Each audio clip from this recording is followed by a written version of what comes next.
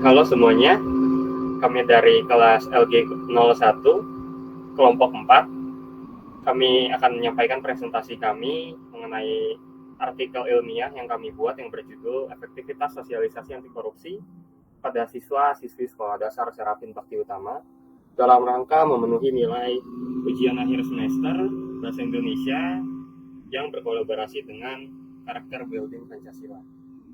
Berikutnya kami akan perkenalan.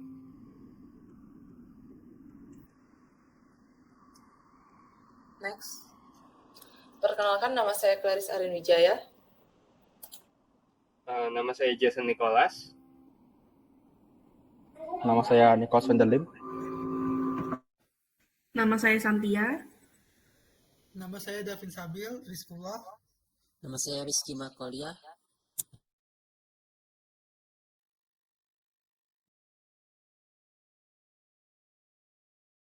Nama saya Wilya Triani. Pendahuluan. Korupsi ialah suatu bentuk tindakan kejahatan yang menguntungkan individu atau kelompok tertentu dan merugikan masyarakat. Pendidikan karakter berbasis Pancasila adalah hal yang perlu ditanamkan kepada setiap masyarakat Indonesia dan diterapkan di dalam lingkungan keluarga, sekolah, maupun masyarakat. Pada umumnya, masyarakat Indonesia pertama kali menerima pendidikan karakter berbasis Pancasila lewat pendidikan sekolah dasar. Semakin besarnya angka persentase korupsi yang terjadi di Indonesia seiring dengan hukum yang melemah di Indonesia akibat oknum-oknum yang tidak bertanggung jawab menyebabkan berkurangnya kesadaran masyarakat dalam mencegah dan menghindari korupsi. Untuk itu dibutuhkan pendidikan karakter berbasis Pancasila mengenai anti korupsi, terutama pada anak yang duduk di bangku sekolah dasar. Penerapan anti korupsi sejak dini dapat dilakukan dengan menghindari pelanggaran-pelanggaran kecil dalam lingkungan keluarga, sekolah, maupun masyarakat. Dan latar belakang kami melakukan penelitian ini dikarenakan kurangnya kesadaran siswa dan siswi sekolah dasar dalam pendidikan karakter sehingga diperlukan metode yang efektif dalam membangun karakter siswa dan siswi sekolah dasar. Dan ditemukan rumusan-rumusan masalah seperti berikut. Yang pertama adalah bagaimana pemahaman anak-anak mengenai korupsi, dan yang kedua adalah bagaimana efektivitas sosialisasi anti korupsi dalam mencegah anak-anak melakukan korupsi. Tujuan penelitian untuk mengetahui pemahaman anak-anak mengenai korupsi. Yang kedua adalah untuk mengetahui efektivitas sosialisasi anti korupsi dalam mencegah anak-anak melakukan korupsi. Kajian teori. Kajian teori yang pertama yaitu korupsi. Kita sering mendengar kata korupsi, tapi apakah itu korupsi? Menurut Kamus Besar Bahasa Indonesia, korupsi adalah suatu bentuk penyelewengan atau penyalahgunaan uang negara demi kepentingan pribadi. Sedangkan menurut Undang-Undang Nomor 20 Tahun 2001, korupsi adalah tindakan melawan hukum dengan tujuan memperkaya diri sendiri maupun orang lain atau membuat kerugian terhadap negara maupun perekonomiannya. Secara harfiah, korupsi merupakan suatu perbuatan atau tindakan yang buruk dan jahat dengan sifat merusak demi kepentingan diri sendiri maupun orang lain. Next. Penyebab korupsi. Apa yang menyebabkan korupsi terjadi? Penyebab korupsi dibagi menjadi dua faktor, yaitu faktor internal yang berasal dari dalam diri dan faktor eksternal yang berasal dari luar. Faktor internal seperti sifat serakah yang selalu merasa tidak cukup dengan apa yang dimiliki, gaya hidup yang konsumtif, lemahnya keimanan dan kejujuran. Dan faktor eksternal seperti aspek sosial, di mana lingkungan keluarga dan teman mendukung adanya tindakan korupsi, seperti mencontek dari kecil.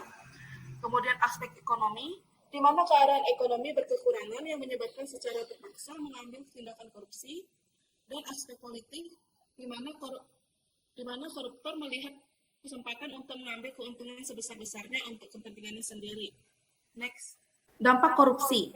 Akibat dari korupsi tidaklah kecil. Dampak dari korupsi bahkan bisa membuat sebuah negara menjadi tidak stabil. Beberapa di antaranya adalah bidang ekonomi, yaitu meningkatkan angka kemiskinan dan timbulnya krisis ekonomi. Kemudian bidang sosial, meningkatnya angka kriminalitas. Bidang politik dan pemerintahan, di mana menurunnya tingkat kepercayaan rakyat kepada pemerintahan, serta pemerintahan tidak dapat melaksanakan tugasnya secara maksimal. Bidang hukum, di mana pelaksanaan hukum yang tidak maksimal, dan bidang organisasi, di mana kualitas organisasi menjadi buruk. Next. Dari materi tadi, kita sudah dapat melihat seburuk apa korupsi dan bagaimana dampaknya terhadap kehidupan manusia, baik individu maupun kelompok.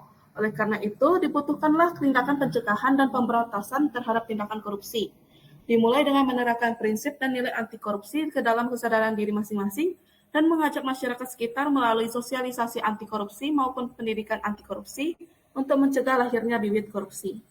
Next. Apa itu sosialisasi? Nah, tentunya kalian sudah sering mendengar kan apa kata sosialisasi itu. Nah, sebenarnya sosialisasi itu merupakan suatu upaya untuk memasyarakatkan suatu nilai atau norma sehingga menjadi dikenal, dipahami, dan dihayati oleh masyarakat.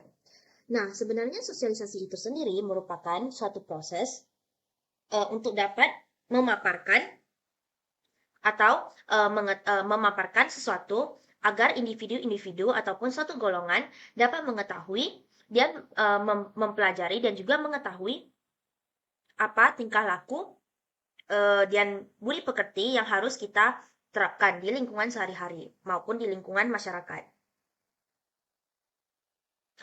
Next. Nah, tujuan sosialisasi itu sebenarnya ada banyak sekali. Nah, beberapa di antaranya itu adalah penguasaan diri, nilai-nilai, dan juga ada peran-peran sosial. Namun dapat disimpulkan bahwa tujuan sosialisasi itu sendiri yang paling utama adalah mengetahui nilai-nilai dan juga norma-norma yang berlaku di dalam suatu masyarakat. Nah, jadi sosialisasi itu sendiri mengajarkan kita untuk dapat lebih mencari tahu tentang suatu nilai atau suatu norma yang benar gitu di dalam suatu masyarakat. Jadi kita bisa lebih diarahkan ke tingkah laku yang benar. Oke, selanjutnya ada jenis sosialisasi. Nah, jenis sosialisasi itu menurut tingkat kepentingannya dibagi menjadi dua, yaitu sosialisasi primer dan juga sosialisasi sekunder. Nah, sosialisasi primer itu berarti sosialisasi yang utama. Sosialisasi yang utama itu berarti sosialisasi yang dijalani oleh individu sejak kecil. Yang berarti kita semua sudah melaksanakan atau mendapatkan sosialisasi ini. Dimana ketika kita menjadi anggota masyarakat, kita sudah dibentuk gitu kepribadiannya dari kecil hingga sekarang. Itu seperti contohnya itu seperti ketika kita bersekolah. Oke, selanjutnya yang sosialisasi sekunder. Nah, yang sosialisasi sekunder itu merupakan sosialisasi yang tambahan atau bukan yang wajib didapatkan semua orang, tapi boleh banget gitu kalau kita mau mendapatkan sosialisasi ini. Nah, jenis sosialisasi ini biasanya didapatkan melalui keluarga, pertemanan, ataupun lingkungan luas. Jadi, beberapa orang mendapatkan sosialisasi ini hanya untuk mendapatkan informasi tambahan.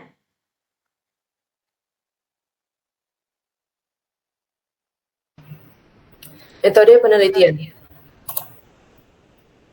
Metode penelitian ini menggunakan pendekatan kualitatif, di mana penelitian bergantung terhadap cara menyatakan tujuan dan pertanyaan penelitian secara umum dan luas sesuai dengan pengalaman partisipan.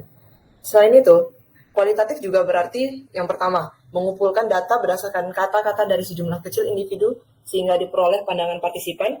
Kedua, menganalisis data untuk deskripsi dan tema menggunakan analisis teks dan menafsirkan makna yang lebih luas dari temuan.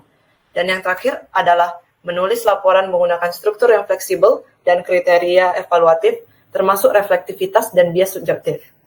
Kemudian, populasi penelitian kami adalah siswa-siswi kelas 4 SD Serafin Bakti Utama, dan kami mengambil sampel penelitian sebanyak 8 siswa-siswi kelas 4 SD Serafin Bakti Utama.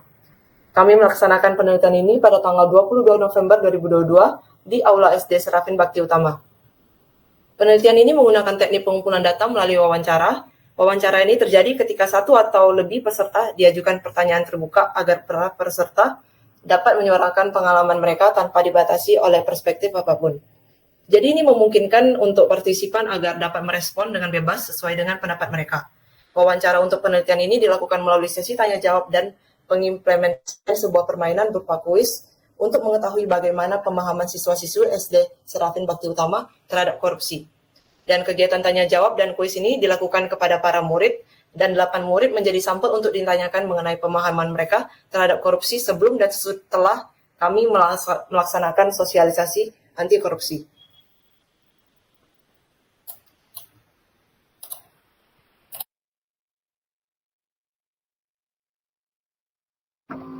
Berikutnya ada hasil penelitian dan pembahasan. Dari hasil penelitian yang kami lakukan, terdapat 3 orang sampel yang kami ajukan pertanyaan. Pertanyaan itu berisi apa itu korupsi, dan 3 orang ini menjawab. Yang pertama itu menjawab ada korupsi itu adalah tindak kejahatan. Yang kedua mereka menjawab korupsi adalah pencurian, dan yang ketiga menjawab penjahat atau tindak kejahatan. Berikutnya, dan setelah kami melakukan sosialisasi pun kami memilih 5 orang untuk yang bersedia menjadi sukarelawan untuk kami ajukan pertanyaan serupa. Pertanyaan yang kami ajukan berkaitan dengan materi yang sudah kami sampaikan di dalam sosialisasi yang kami lakukan. Jika mereka dapat menjawab materi itu dengan baik dan benar serta dapat memberikan implementasinya dalam kehidupan sehari-hari, artinya mereka sudah cukup memahami apa itu korupsi serta mereka juga sudah memahami bagaimana implementasinya dalam kehidupan sehari-hari. Nah, 3 orang sampel pertama yang kami wawancarai sebelum melakukan sosialisasi, mereka menunjukkan bahwa mereka tuh hanya memiliki pemahaman tentang korupsi itu secara luas dan belum mendetail. Artinya mereka masih memiliki pemahaman yang kurang untuk memahami apa itu korupsi. Dan setelah kami melakukan sosialisasi anti korupsi, 5 orang yang bersedia menjadi sukarelawan yang kami ajukan pertanyaan yang berkaitan, mereka ternyata dapat menjawab pertanyaan itu sesuai dengan materi yang sudah kami sampaikan. Bahkan mereka juga dapat memberikan contoh-contoh implementasinya dalam kehidupan sehari-hari. Berikutnya.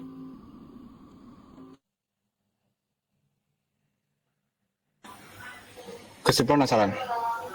Oke, jadi dari hasil penelitian yang dijelaskan sebelumnya, dapat disimpulkan bahwa sosialisasi merupakan media yang cukup efektif untuk menanamkan anti korupsi kepada anak-anak.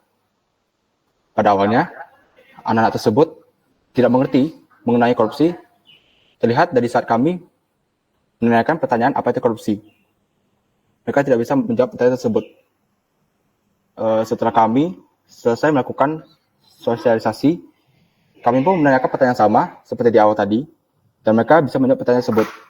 Oleh karena itu, dapat kami simpulkan bahwa anak-anak menyerap materi yang kami sampaikan dengan baik. Namun, terlihat beberapa anak yang kurang dapat mencerna materi dengan baik. Hal itu dikarenakan waktu yang kami punya lebih sedikit dari yang kami butuhkan. Jadi, saran kami adalah untuk membuat sosialisasi yang efektif, haruslah diiringi dengan waktu penyampaian cukup, sehingga semua anak-anak dapat memahami materi yang disampaikan. Next. Oke, sekian dari kami.